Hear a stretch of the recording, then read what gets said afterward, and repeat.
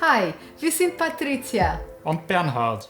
Wir möchten euch heute zu unseren schönsten Fotoreisen in Europa mitnehmen. In unserem Video über globale Fotoreiseziele haben wir euch noch unsere schönsten Ziele gezeigt, die man mit kurzen Flügen erreichen kann. Allerdings will man in Zeiten von Klimaschutz vielleicht auf Flugreisen verzichten. Beziehungsweise werden gerade durch den Coronavirus wieder lokale Ziele belebt. Wir hatten Zeit, um unser Fotoarchiv durchzugehen. Es sind einige Geheimtipps dabei. Auf überlaufende Ziele wie Rom und Barcelona haben wir in unserer Auflistung verzichtet. Die will man in Zeiten wie diesen sowieso meiden. Trotz der Jagd nach dem besten Foto war uns wichtig, die Reise zu genießen. Wenn wir euch mit unserem Video inspirieren können, lasst gerne ein Like und ein Abo da. Ihr findet im Folgenden die Reisen, die wir zwischen 2015 und 2020 unternommen haben. Wir werden mit 2015 beginnen und uns chronologisch vorarbeiten. Wir werden immer dazu sagen, welche Kameras wir verwendet haben. Es gibt eine Entwicklung von leichteren Kameras zu schwereren. Und wahrscheinlich haben wir uns selber im Laufe der Zeit etwas Gewicht zugenommen. Aber hoffentlich sieht man auch, dass sich gleichzeitig die Qualität der Bilder verbessert hat. Weil wenn man älter wird, sollte man ja auch etwas dazulernen. Ihr findet unser aktuelles Equipment unter dem Video verlinkt. Ein Traum für uns als Fotografen war der Olympiapark bei München.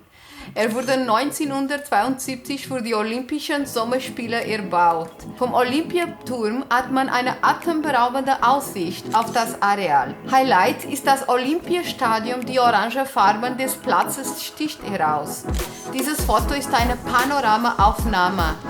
Es gab einen Flying Fox, der quer über das Stadion gespannt war. Für das Video habe ich gleich 2 GoPro-Kameras verwendet. Eine am Selfie-Stick und eine am Helm. Okay? Ja? Alles gut? Hier? Ja? Und das ist auch wieder festgemacht am Ärmel, oder? Das wollte der Jungs machen. Genau. Dann Schritt 3, 2, 1, 0. Gut gut!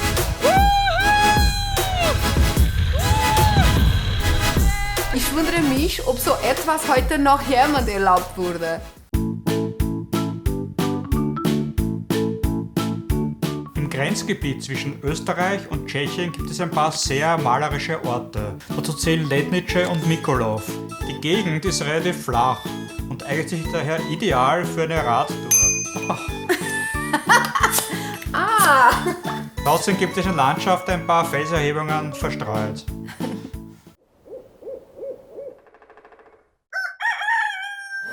Ich muss schon aufstehen.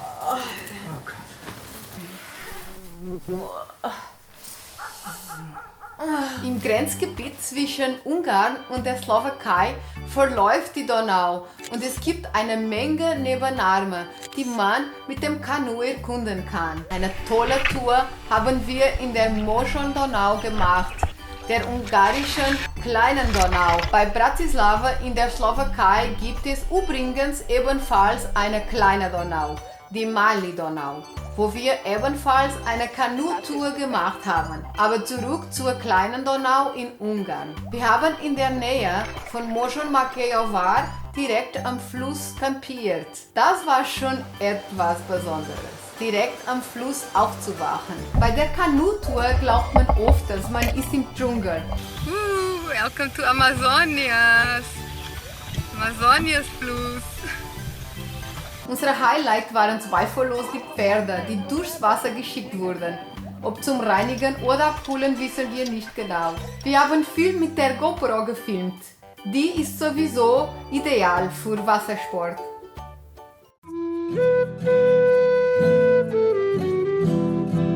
Gromau in Tschechien ist in meinen Augen der pittoreskeste Ort Europas. Am eindrucksvollsten ist es, wenn man mit dem Kanu auf der Moldau in den Ort hineinfährt.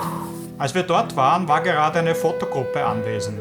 Es gibt zahllose Kirchen und Schlösser, die man erklimmen kann und von wo man eine tolle Aussicht auf den Ort und den Fluss hat.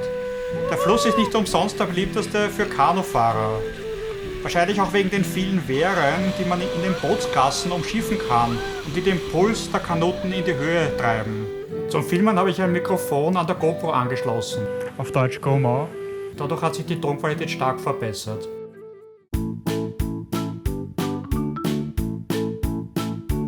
Es gibt von Österreich bis ans Meer in Italien einen wunderschönen Radwanderweg entlang einer Alpenbahnlinie, den Ponte Vana Radweg bzw. den Alpe Adria Trail.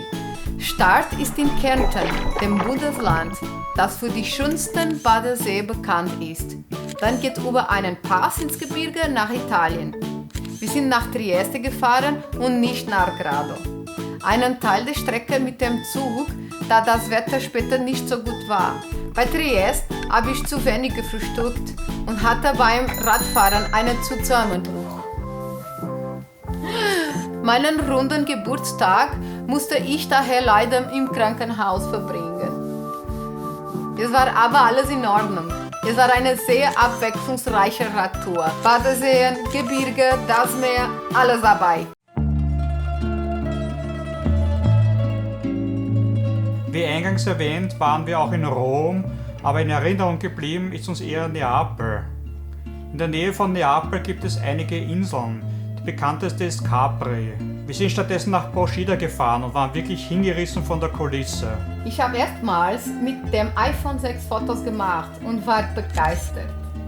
Mir haben die natürlichen Farben gefallen. Samsung-Handys übertreiben die Farben leider ein bisschen. Man hat schon damals bemerkt, dass man mit iPhones in manchen Situationen Fotos machen kann, die von großen Kameras fast nicht mehr zu unterscheiden sind.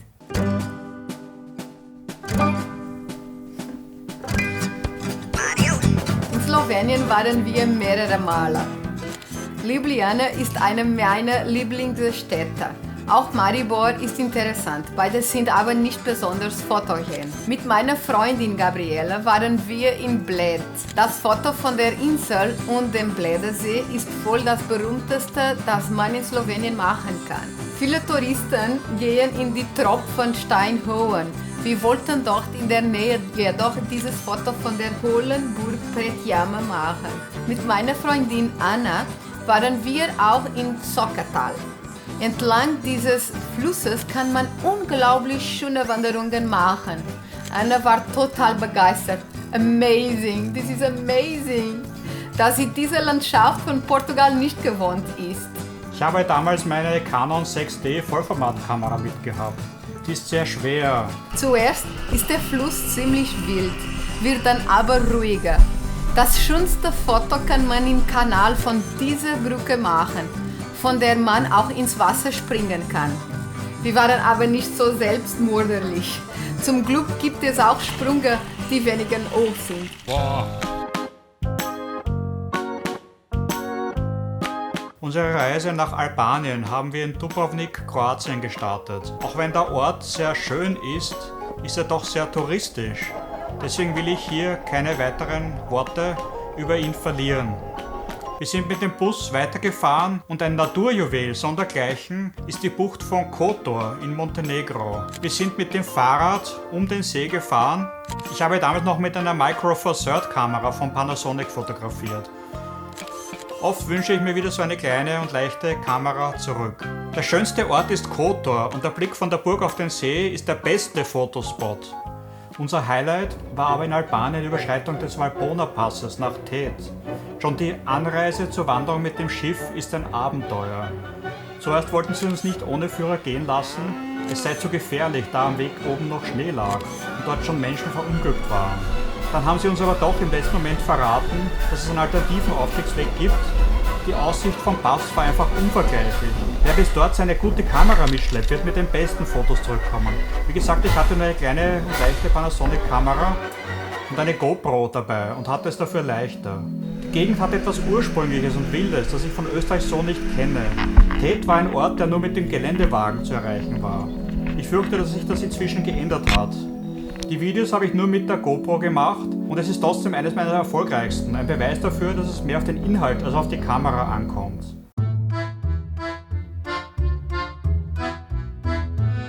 Bulgarien hat einiges zu bieten, zum Beispiel auch interessante Strände. Wir waren bis jetzt nur im Landesinneren. Dort gibt es jedoch auch einiges zu entdecken. Sofia, die Hauptstadt, hat einige kommunistische Relikte zu bieten. Wer Fotos von kommunistischer Architektur machen will, ist dort goldrichtig. Uns hat am besten Plovdiv und die Umgebung gefallen. Es gibt dort einige schöne Klöster. Das Elbsandsteingebirge ist eine tolle Sandsteinformation. Wir sind zunächst mit dem Bus nach Dresden angereist und von dort gibt es einen Zug. Die Strecke entlang der Elbe lässt sich natürlich auch hervorragend mit dem Rad erkunden. Touristisches Highlight und berühmter Fotospot ist die Basteibrücke. Ich habe erstmals mit meiner neuen Fuji X-T2 fotografiert. Unser Highlight war aber die Hänselstiege, ein landschaftlich beeindruckender Klettersteig. Viele haben den Steig ohne Klettersteigset gemacht, er ist auch nicht schwer, aber wenn man einen Fehler macht, kann man weit stürzen. Und zum Fotomachen ist eine Sicherung sowieso besser. Diese Gegend ist wie gebaut für Fotografen. Ich habe die Videos und Fotos mit meiner Sony A5100 Kamera und dem Kit-Objektiv gemacht. Und ich habe erstmals einen kleinen Sion Gimbal verwendet. Ich wollte den Bokeh-Effekt und wackelfreie Aufnahmen und trotzdem war das Set noch nicht so schwer und ich konnte Fotos und Videos mit einer Kamera machen. Allerdings die Videos nur in Full HD.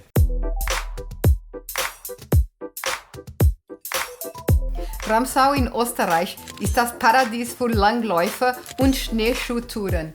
Und man kann auf den Gletscher hinauffahren. Dieser Aussichtspunkt ist der beste Fotopunkt.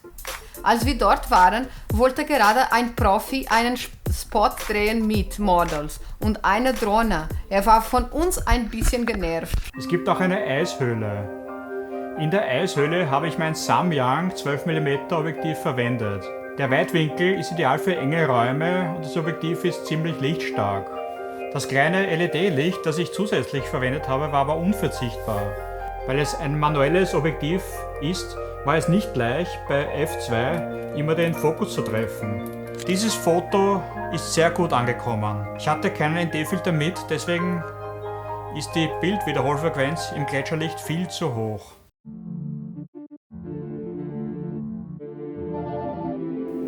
Der Arlberg ist weltberühmt fürs Skifahren und das ist in dem weitläufigen Areal wirklich fast grenzenlos möglich.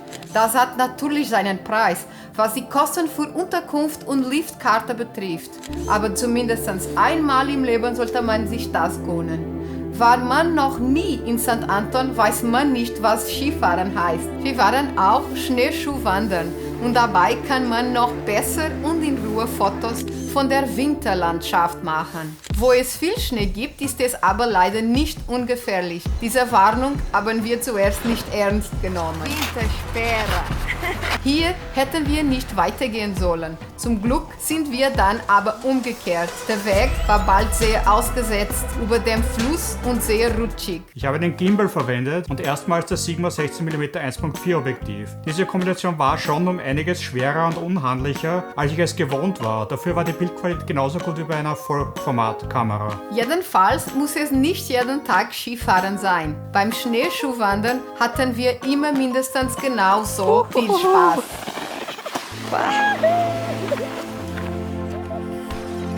Die Dolomiten in Südtirol sind geschichtlich sehr interessant, wegen dem Ersten Weltkrieg. Es war auf jeden Fall für uns das tollste Wandergebiet, das wir jemals gesehen hatten. Foto-Highlights sind die 3 Zinnern.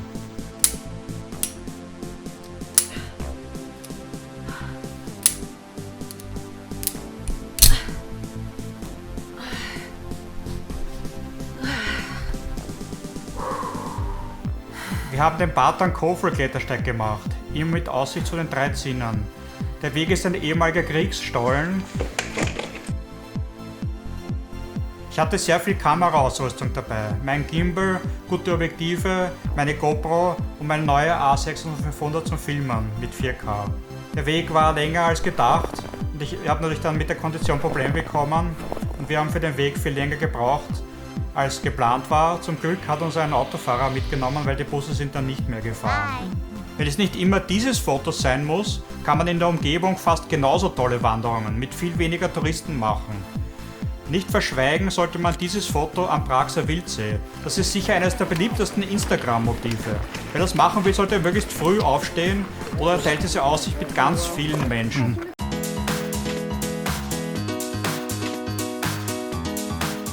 Mailand ist das Modemekka Europas. Bernhard ist aber nicht so der Modefreak. Sehr schön ist trotzdem der Friedhof und der Duomo, wo man sogar aufs Dach gehen kann. Gerade noch rechtzeitig vor der Corona-Pandemie waren wir in Bergamo. In der Nähe ist der Como-See mit pittoresken kleinen Orten. Man darf sich dort aber im Sommer nicht wundern, wenn es viel mehr Touristen als Einheimische gibt. Im Winter ist dafür oft alles geschlossen. Diese Gegend eignet sich vorzüglich zum Wandern und Italien ist sowieso berühmt für seine Klettersteige, Via Ferratas. Dort kann man gut Action-Fotos machen.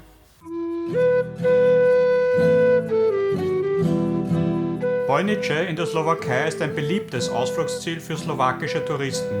Deswegen halten sich zum Glück die Preise für Unterkünfte und Essen sehr in Grenzen. Das schönste Foto von der Burg haben wir in der Früh mit der Drohne gemacht, der DJI Mavic Air. Wir sind sehr früh aufgestanden, damit wir niemanden stören. Außerdem waren wir im November, also nicht gerade in der Hauptsaison. Es gibt neben der Burg noch viel zu sehen. Zum Beispiel gibt es einen Zoo, Thermalbäder und einen Aussichtspunkt. Wir hoffen, wir haben euch ein paar Ideen geben können für eure eigene Fotoreisen. Auch wenn man für gute Fotos früh aufstehen muss, sollte man nicht darauf vergessen, die Reise zu genießen und Spaß zu haben. Im Folgenden verlinken wir für euch noch unser aktuelles Fotoequipment für Reisen. Im Moment verwende ich meistens die Sony A6500, aber ich filme gerade damit und Patrizia die Fuji X-T2. Inzwischen gibt es die Nachfolgemodelle A6600 und X-T4, die wir sehr empfehlen können. Mit beiden Kameras kann man auch gut Videos machen und man braucht nicht zwei Kameras für Foto und Video. Wenn man älter wird, will man auch nicht mehr so viel schleppen. Deswegen bleiben bei Reisen meine schwere Canon Vollformatkamera inzwischen zu Hause. Wir sind mit unserer Entwicklung eigentlich ganz glücklich. Die Übung hat sich gelohnt und wir haben inzwischen ein professionelles Niveau erreicht. Postet Fragen oder Anmerkungen zu unseren Reisen und unserem Equipment gerne in den Kommentaren.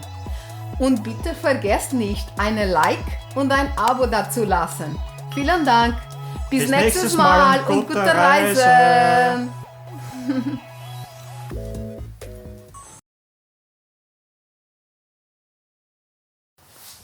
Hey. Is it recording?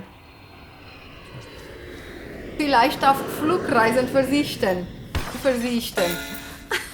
Na. Okay, noch einmal.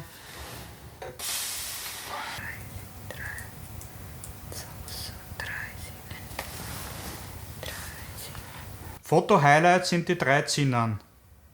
Ah, es fällt einer. Shit. Fotogruppe anwesend. Es gibt Zahle. Wenn man Hintergrund.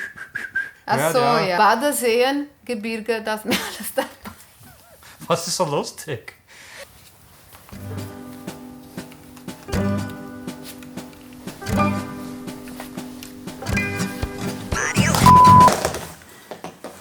Was war das? Deine GoPro.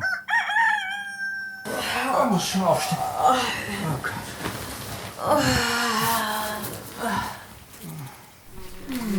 Wir waren in der Nähe von Možon Majarova.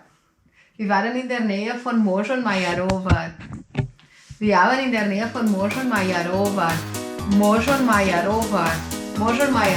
Au, shit. It's overheating, ja. Ah, das ist ganz heiß, ja. Ich glaube, das ist zu heiß. Schon. Oh, bist du deppert. Das geht nicht mehr, es schaltet nicht mehr. Ich leg's in den Tiefkühler, ja. Machen wir eine Pause? Ja, machen wir Pause. Okay. Na, wir können, wenn du willst, können wir kochen.